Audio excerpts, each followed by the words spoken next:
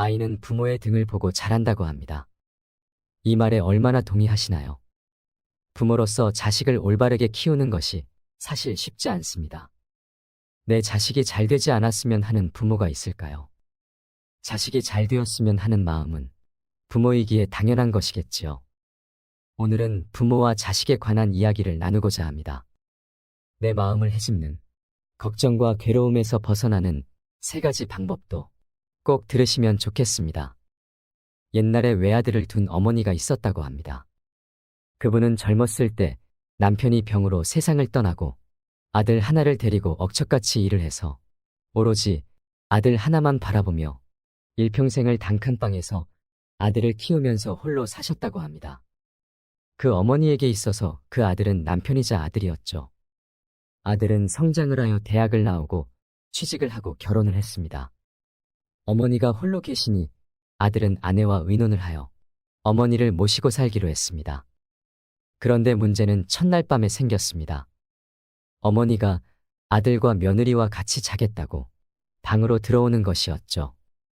어머니는 아들을 장가를 보냈지만 마음에서는 아직도 아들을 떠나보낼 준비가 되지 않았던 것입니다. 아들과 며느리가 얼마나 당황을 했을까요? 요즘 시대에 이런 일이 있을까 싶지만 이 이야기를 통해 우리가 알 수 있는 것은 자녀가 결혼을 했으면 부모는 그 자녀와 거리두기와 가까이 하기에서 균형을 잘 잡아야 한다는 것입니다. 결혼을 한 사람들의 이야기를 들어보면 배우자가 부모와 너무나 애착이 강해서 자신이 어디에 서야 할지 고민이 된다는 이야기를 하는 분들이 있습니다. 배우자가 부모님과 지나친 애착을 가지고 있는 경우 결혼 생활에 갈등이 있을 수 있습니다. 그래서 요즘에도 부모님 때문에 갈등하다가 이혼했다는 부부들도 많습니다. 자녀는 성장하여 어른이 되면 부모와의 관계에서 자기 분할을 이루어야 합니다. 자기 분할을 이룬다는 것은 자녀가 부모의 영향력에서 독립하여 사는 삶을 의미합니다. 부모에게서 심리적으로 독립하지 못한 자식은 행복하게 살기 어렵습니다. 대개는 결혼을 한 이후에도 부모가 자녀를 떠나보내지 못하는 경우가 많지만 어떤 경우는 자녀가 부모를 떠나지 못하고 지나친 애착을 가지고 있는 경우도 있습니다. 자식이 성인이 되면 부모는 자녀와 적절한 거리를 두어야 합니다. 그것은 자녀의 행복을 위해서 부모가 해주어야 할 일입니다. 인생에는 모든 것이 때가 있다고 하지요. 때가 왔을 때 스스로 독립하지 못하는 자녀는 사회에서도 주체적으로 일을 해나가지 못합니다. 몸만 성인이고 마음은 부모 없이는 아무것도 하지 못하는 어린아이와도 같아지는 것입니다. 내 품 안의 자식을 세상에 내어줄 때 슬픔을 느끼는 부모들이 많습니다. 그 부모에게 있어서 자녀는 세상의 전부이기 때문이죠. 자녀와 떨어진다는 것에 상실감을 느끼는 것입니다. 그 중에서도 내가 모든 희생을 감내하며 자녀를 키웠다라고 생각하는 부모일수록 더 그렇습니다. 어떤 부모는 자녀가 성장해서 결혼을 해도 집 근처 가까운 곳에서 살기 원하고 자주 방문을 해주고 연락을 하기를 원하는 부모들도 있습니다. 부모는 자녀가 성인이 되면 자녀를 향한 사랑의 방식을 바꾸어야 합니다. 특히 결혼한 자녀는 이제 나의 자녀일 뿐만 아니라 결혼한 사람의 배우자이기도 하기 때문입니다.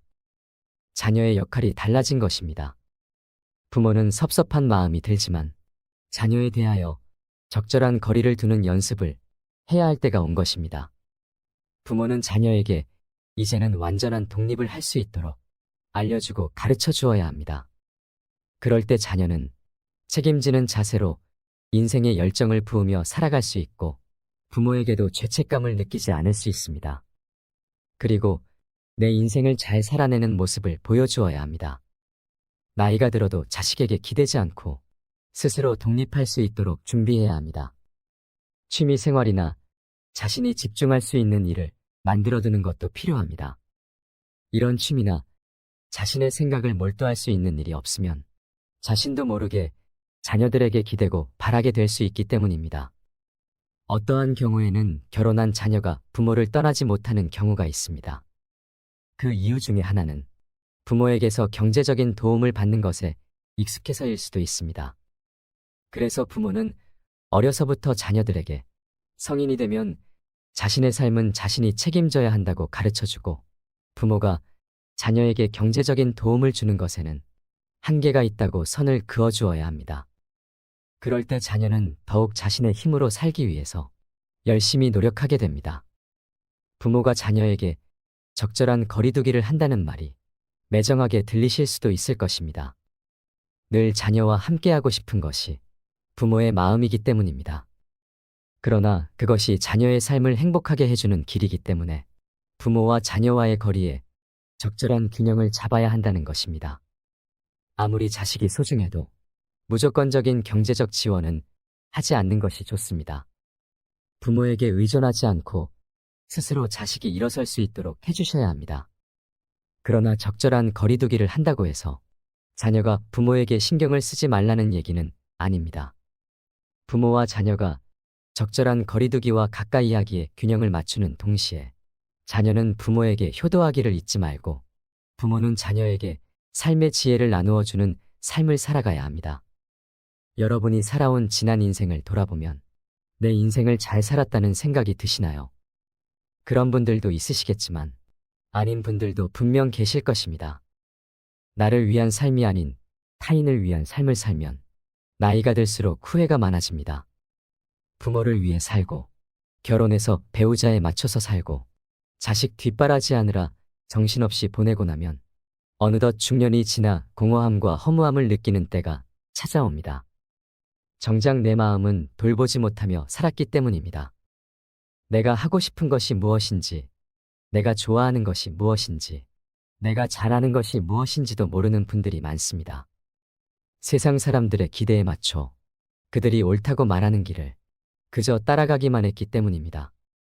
어느덧 장성한 자식들은 머리가 컸다고 부모를 본 채 만취하고 배우자와는 대화도 안 통하고 세월이 야속하게 나이는 먹고 몸은 아픕니다. 그렇게 사는 게 뭔가 하는 생각이 듭니다. 그래서 중년을 넘어서면 깊은 회한과 함께 우울감을 느끼는 분들도 많아집니다. 하지만 내 마음이 괴로운 것은 자식 때문도 아니고 배우자 때문도 아니고 부모님 때문도 아닙니다. 우리는 가족이라는 인간관계에서 참으로 많은 착각을 하고 살아갑니다. 상대가 나와 동일한 생각으로 살아가고 있을 거라 생각하고 그래서 같은 선택을 하고 나아갈 거라 생각합니다. 내 아이들이 부모가 원하는 삶을 당연히 살아줄 거라 착각하고 부모가 나의 생각을 존중하며 무조건 자식의 뜻을 밀어줄 거라 착각하고 남편이 아내와 같은 마음으로 가족들을 보살필 수 있을 거라 착각하고 아내가 남편과 같은 마음으로 미래를 설계해 나갈 거라 착각하고 그들로 인해 내 삶은 늘 꽃길만 걸을 수 있을 거라 착각하며 그렇게 가족들을 바라봅니다. 하지만 사람은 모두 생각도 기억도 성격도 다 다르기에 아무리 가족이라 하더라도 나와 같은 결심과 선택을 하며 살아갈 수는 없습니다. 그래서 우리는 가족이라는 관계 속에서 늘 좌절을 겪을 수밖에 없습니다. 부모로부터, 자식으로부터, 배우자로부터 다양한 부정감정을 경험하며 그렇게 살아갑니다. 어떻게 나한테 이럴 수가 있어? 라고 생각하며 때로는 배신감도 느끼고 때로는 두려움도 느끼게 됩니다. 문제는 그러한 커다란 상처와 스트레스가 작용하고 있음에도 불구하고 가족은 단절되지 못하는 관계라는 것입니다. 그래서 끊어버릴래야 끊어버릴 수 없는 관계라는 것이 평생 마음의 짐으로 작용하며 더욱더 서로를 괴롭게 만들어 버리기도 합니다. 그래서 나의 마음의 짐을 내려놓고자 어떻게든 상대를 이해시키고 설득시키려 노력해봅니다. 그게 뭐가 틀린 건지, 왜 잘못되었다고 이야기를 하는 건지, 달래도 보고, 하소연도 해보고, 윽박도 질러보며 어떻게든 알아듣도록 만들려 노력합니다. 하지만 상대는 절대 알아들을 수 없지요. 왜냐하면 상대도 나와 동일한 생각으로 나를 바라보고 있을 뿐이니까요. 결국 상대에게 나의 생각과 감정을 받아들이도록 요구하는 과정에서 답답함과 억울함과 분노만 작용하게 될 뿐입니다. 그렇다면 이러한 부정감정이 작용하지 않도록 만들 수 있는 방법이 무엇일까요? 상대를 어떻게든 설득하는 것이 아닙니다. 여기에서도 마음의 거리두기가 필요합니다. 마음의 거리두기란 독립하는 의미도 있지만 상대가 나와 다르다는 것을 스스로 먼저 인정하는 과정이기도 합니다. 상대가 나와 동일한 생각과 감정을 가지고 있을 거라는 나의 착각부터 먼저 인정하는 노력입니다. 이것을 제대로 알고 이해가 되면 나의 욕심을 내려놓을 수 있게 됩니다. 내가 틀린 것도 상대가 틀린 것도 아닌 다르다는 것을 인정할 수 있게 됩니다. 그러면 상대와 마음의 거리를 둘 수 있게 됩니다.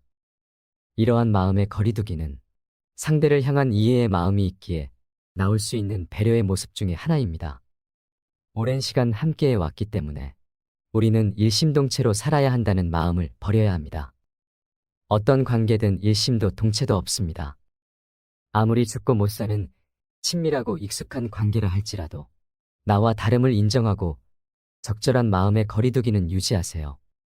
적절한 마음의 거리두기는 오히려 그 관계를 더욱 돈독히 하고 지혜롭게 유지시킬 수 있는 방법입니다.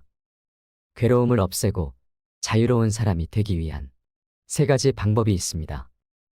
첫째로 먹는 것, 입는 것, 자는 것에 대한 욕구로부터 자유로워져야 합니다. 일상 속에서 우리는 먹거나 입고 자는 것에 집착합니다. 만약 이러한 욕구에 집착을 하지 않는다면 그냥 무엇이든 육신을 유지하기 위해서 조금만 먹으면 됩니다. 추위와 더위를 피하고 몸을 가리기 위해 옷을 입고 잠시 정신적 휴식을 취하기 위해 잠을 잡니다. 이렇게 가볍게 생각한다면 사실 평생을 헐떡거리면서 살 필요가 없게 되지요. 그렇다고 먹지 마라, 입지 마라, 자지 마라. 이런 뜻이 아닙니다. 그저 형편되는 대로 하면 되지. 거기에 집착하지 말라는 뜻입니다. 이렇게 욕구로부터 자유로워져야 합니다. 둘째로 옳다, 그르다 하는 시비를 내려놓아야 합니다. 나는 옳고 내가 그르다 하는 온갖 시비로 인해 미움이 생기고 좌절과 절망이 생깁니다. 이기면 우쭐함과 남을 무시하는 마음이 생기고 지면 기가 죽습니다. 옳고 그른 것을 너무 따지는 시비로부터 자유로워지면 번뇌의 대부분이 사라지게 됩니다. 그러니 오늘부터 직장생활이든 가정생활이든 가족관계든 동료관계든 옳다 그르다 하는 시비를 내려놓는 자세를 가져보세요.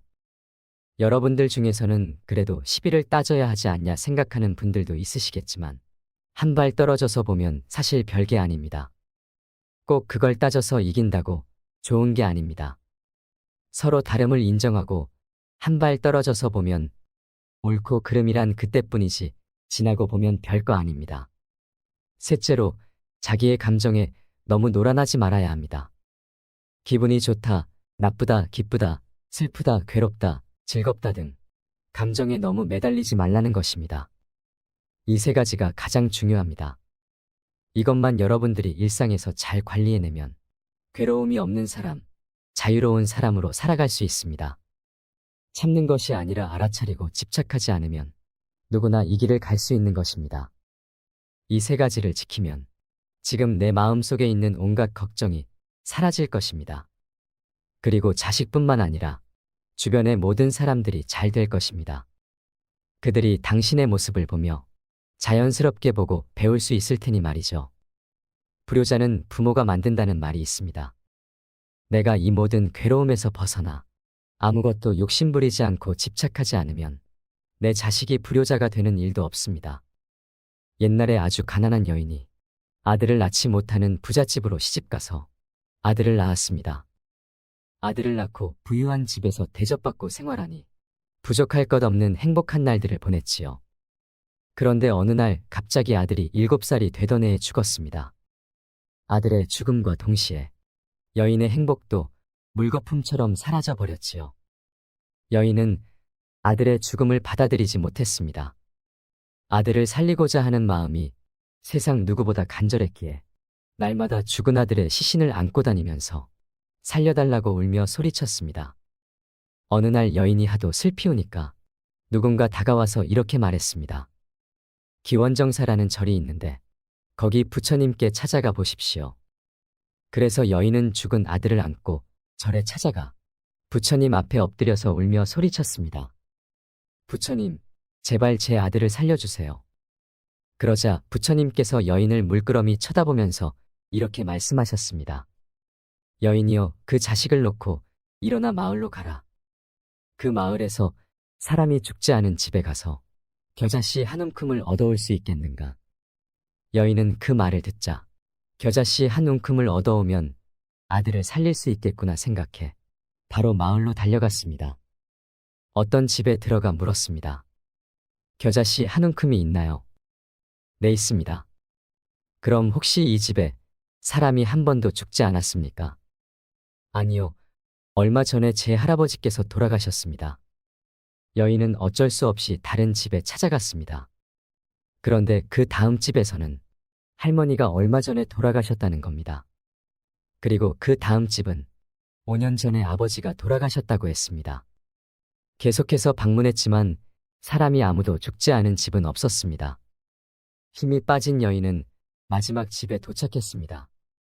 이 댁은 혹시 사람이 죽지 않았나요? 라고 묻자 주인이 대답했습니다. 여보시오, 사람이 죽지 않는 집이 어디 있겠소? 여인은 그제서야 큰 깨달음을 얻었습니다. 어떤 사람이든 누구든 죽는구나. 단지 죽는 시간만 다를 뿐 사람은 태어나면 다 죽는구나.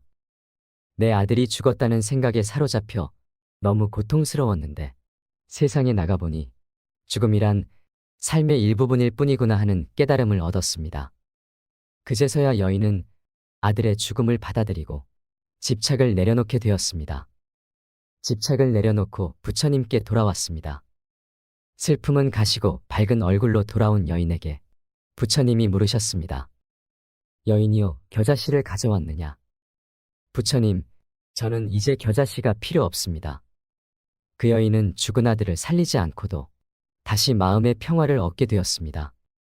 여인이 괴로웠던 것은 죽은 아들 때문이 아니었습니다.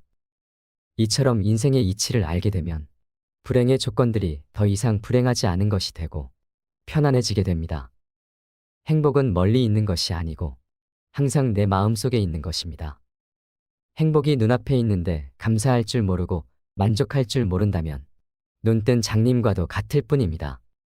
괴로움이 찾아올 때 집착과 욕심을 버리고 마음의 눈을 뜨면 세상의 밝음과 행복을 볼 수 있습니다. 임상심리치료사들은 자식에게 집착하지 말라고 말합니다. 자식에게 집착하면 절망을 낳는다고 말이죠. 자식에게 집착한다는 것은 나의 만족과 행복의 원천을 자식에게 두고 있다는 증거이기 때문입니다. 만일 자식이 내 뜻에 따라주지 않으면 나는 자식에게 내 뜻을 강요하게 될 테고 그 요구를 거부당하면 상처받고 절망에 빠지고 말 것입니다.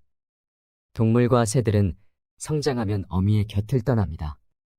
하지만 우리 사회에서는 효라는 이름으로 부모와 자식의 관계가 이어지고 있습니다. 이런 인연의 오랏줄이 때로는 미움과 갈등의 요인이 되기도 합니다. 자식에게 부모가 족쇄가 되어서는 안 되겠지요.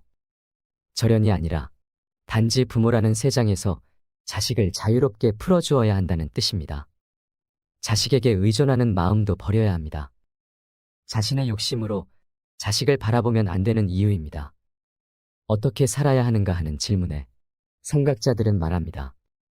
이제껏 지니고 있던 서로의 고정관념을 바꾸어야 한다고 말이죠. 욕심에서 벗어나 지혜의 삶을 살아야 합니다. 행여 부모와 자식 간에 조금이라도 밉고 서운한 마음이 있다면 오늘로써 훌을 털어버리세요. 서로가 기대하고 의지하는 마음을 내려놓아야 합니다. 그리고 다른 누군가가 아닌 당신 자신에게 희망을 가져야 합니다. 집착하지 않는 사랑 속에서도 그 사람은 당신에게 중요한 존재입니다. 무지개나 길가에 피어있는 꽃을 사랑하듯 그렇게 사랑하는 것입니다. 그러면 당신은 자식에게 사랑을 강요하지 않게 될 것이며 집착이 가져오는 고통 대신 가슴 속에서 우러나는 희망을 갖게 될 것입니다. 세상 속에 살지만 그 위에 있으세요. 강에 뿌리를 내리고 있지만 물 위에 떠있는 연꽃처럼 세상을 즐기세요. 세상이 그대를 즐기도록 하지 말고 그대 스스로가 세상을 즐겨야 합니다. 그렇게 각자 자신의 삶의 전력을 다하는 것이 지혜로운 삶입니다. 그러니 이제는 마음의 짐을 내려놓고 마음 편하게 사셨으면 좋겠습니다. 진심을 다해 연습하고 스스로 행복해지세요.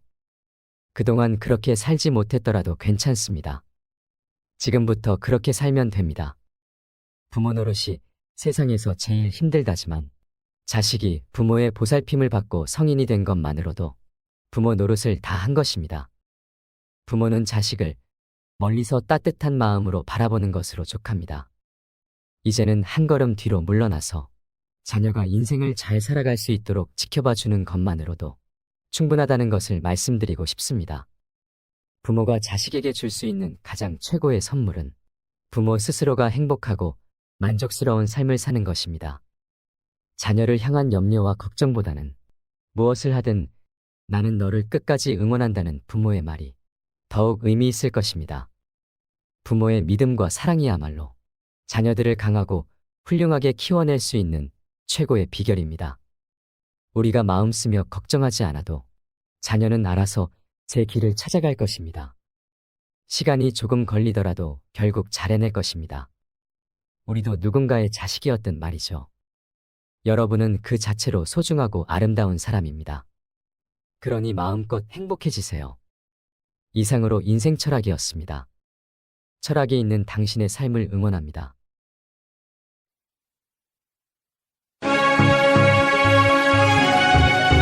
गंगाजल recording studio Mahadevganj साहेबगंज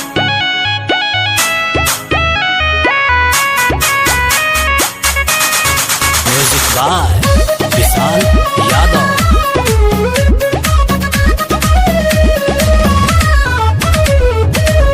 खुशी से रखिया किनाई भैया के आवे के सुनाई दुश्मन के दंगा देखी देशवा के फिक्रियाई रखियो के दीना सुना भैया के होई कलाई बहिना के कहना सुन लो भारत माई रहे सलामत भाई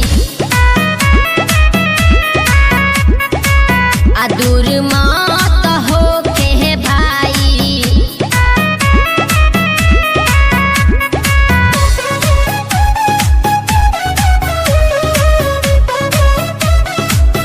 गंगाजल रिकॉर्डिंग स्टूडियो महादेवगंज साहेबगंज